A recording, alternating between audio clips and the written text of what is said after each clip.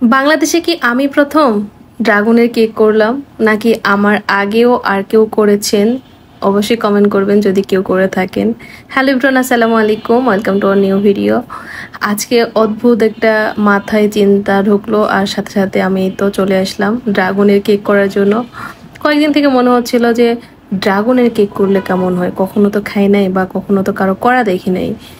But সময়ের স্বল্পতার জন্য আর কি করতে পারি নাই কয়েকদিন। বাট আজকে একটু ফ্রি ছিলাম, মানে আজকে সকাল সকাল একটু ফ্রি ছিলাম আর চলে আসলাম।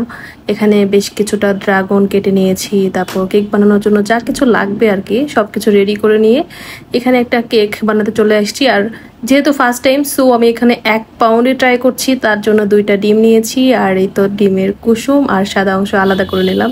অন্যান্য স্পঞ্জ কেক যেভাবে করে আর কি সেম প্রসেসেই আমি এখানে হচ্ছে সাদা অংশ প্রথমে বিট করে নিলাম, তারপরে তো গুঁড়া চিনি দিচ্ছি। আর এই মেজারমেন্টগুলো আমি করে রাখছিলাম, আর যদি কারো মেজারমেন্টগুলো প্রয়োজন পড়ে তাহলে অবশ্যই কমেন্ট সেকশনে কমেন্ট করবেন, তাহলে আমি মেজারমেন্ট কমেন্ট সেকশনে লিখে দিব ইনশাল্লাহ।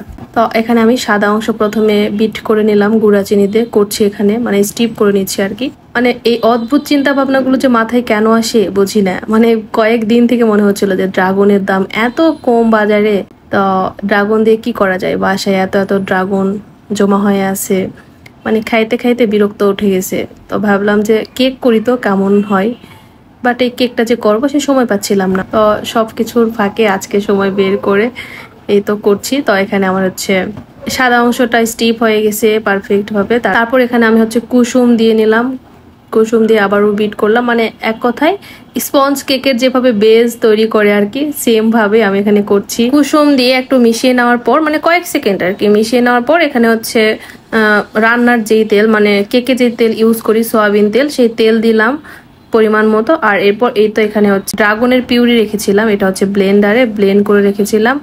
তো সেই পিউরিটা আর তেলটা দিয়ে আবারও কিছুক্ষণ, মানে কয়েক সেকেন্ড 10 থেকে 15 সেকেন্ড এরকম বিট করে নিলাম। এরপর সবকিছু খুব ভালো করে মিক্সড করে নেওয়ার পর স্প্যাচুলা দিয়ে একসাথে করে নিলাম। এরপর শুকনো উপকরণ যেটা হচ্ছে মেজারমেন্ট করে রেখেছিলাম, এটা এখন একটা চালনি দিয়ে চেলে এটা হচ্ছে মিশিয়ে নেবো। মানে মানে সব শেষে এক কথায় যে স্পঞ্জ কেকের বেজ যেভাবে করে সেম ভাবে আমি করেছি। শুকনো উপকরণ দেওয়ার পর এই তো স্প্যাচুলা দিয়ে মিশিয়ে নিচ্ছি। এখন পর্যন্ত আমার ধারণা নেই যে এই কেকটি খাইতে আসলে কিরকম হবে বা হচ্ছে বেক করার পর কিরকম হবে। এখন পর্যন্ত আমার কিন্তু কোনো ধারণা নেই, জাস্ট আমি করছি, বাট ভালোই হচ্ছে। তো তারপর এই তো আমার মেশানো হয়ে গেল। এরপর এখানে একটা হচ্ছে 6 ইঞ্চি মোল্ড নিয়েছি, নিয়ে সেখানে আমি সম্পূর্ণ ব্যাটারটা এখানে ঢেলে দিলাম।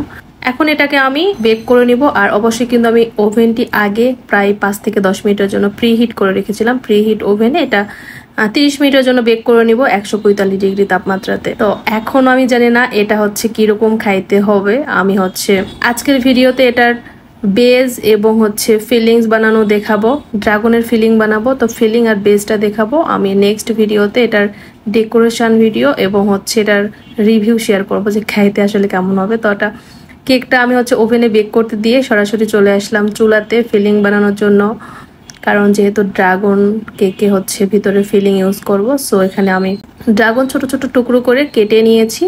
এখানে 1 কাপ পরিমাণে ড্রাগন আছে, আর যেহেতু ড্রাগনগুলো অনেক বেশি মিষ্টি, মানে ভালোই মিষ্টি ছিল, সো আমি এখানে হাফ কাপের চাইতেও একটু কম, মানে 1/4 কাপ বলা চলে, চিনি দিয়েছি। প্রথমে চিনি আর ড্রাগনগুলো ভালো করে মিশিয়ে নিলাম, নেওয়ার পর চুলা অন করে দিয়েছি।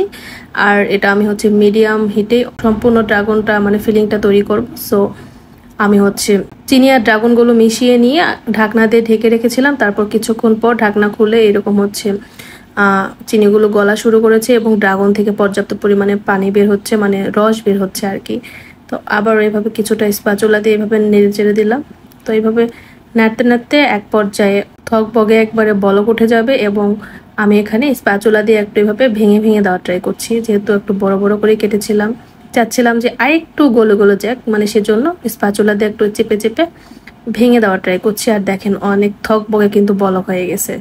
মানে ঠিক স্ট্রবেরি ফিলিং বা অন্যান্য ফিলিং যেভাবে করে সেম ভাবে আমি এখানে হচ্ছে ড্রাগনের ফিলিংটাও তৈরি করছি। আর ওভেনে কিছুক্ষণ পর পর দেখে আসছি যে দেখি কেকটি ফুললো কিনা পর্যাপ্ত ভাবে বা কেমন হচ্ছে, বাট দেখলাম যে বেশ ভালোই হচ্ছে। তো এটার ডেকোরেশন ভিডিও আমি নেক্সট কোনো ভিডিওতে শেয়ার করব এবং ডেকোরেশন ভিডিওর সাথে এটার রিভিউটাও শেয়ার করব যে খাইতে আসলে কেমন হবে বা হয়েছে, কারণ এখন পর্যন্ত তো আমি খাই নাই। কেকটা জাস্ট বেক করে ফিলিংটা জাস্ট রেডি করে রাখছি। আমি আজকে রাতে বা বিকালের দিকে এটা ডেকোরেশন করব, জানি না কেমন হবে। তো যাই হোক, এখানে কিন্তু আমার ফিলিংটা অলমোস্ট হয়ে গেছে। দেখেন এখানে এইরকম একটা টেক্সচার চলে আসবে, আর যখন চিনি আর ড্রাগন দেওয়া হবে অনেকটা কিন্তু পানি বের হবে, যেহেতু ড্রাগনে পর্যাপ্ত পরিমাণের পানি থাকে। সো এটা একটু বেশি করে জাল করতে হবে। তারপর যখন এই টেক্সচারে চলে আসবে তখন চুলা বন্ধ করে চুলা থেকে মানে প্যান থেকে সরাসরি ট্রান্সফার করে নিতে হবে। আমি একটা বাটিতে এরকম ট্রান্সফার করে নিয়েছি, কারণ প্যানে যদি রাখি তাহলে কিন্তু কালারটা অনেকটা নষ্ট হয়ে যাবে। আর এটা যখন ঠান্ডা হবে তখন কিন্তু আরো একটু শুকনো শুকনো হয়ে যাবে, মানে আরো একটু থকবগে হয়ে যাবে। আর এটা ঠান্ডা করে তারপরে কিন্তু কেকে ইউজ করব আমি। তো এদিকে আমার ফিলিংটা বানাইতে বানাইতে দেখি কেকটাও বেক হয়ে গেছে।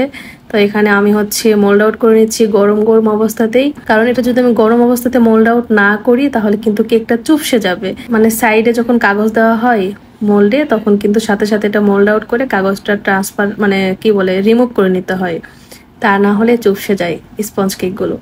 তো এখানে আমি মোল্ড আউট করে সাইড থেকে কাগজগুলো রিমুভ করে নিলাম। তারপর দেখেন কতটা সফট হয়েছে, মাশাআল্লাহ অনেক অনেক বেশি সফট হয়েছে। মানে আমি ধারণাই করিনি যে এতটা সফট আর এতটা সুন্দর হবে, মানে অন্যান্য স্পঞ্জ কেকগুলোর মতোই হবে। আমি কখনোই ধারণা করিনি। আমি ভাবছিলাম হয়তো বা বেশি ফুলবে না বা চুপসে যাবে, কিন্তু না, মাশাআল্লাহ খুবই সফট হয়েছে এবং একবারে টসটসে মানে ফুলে টসটসে হয়েছে।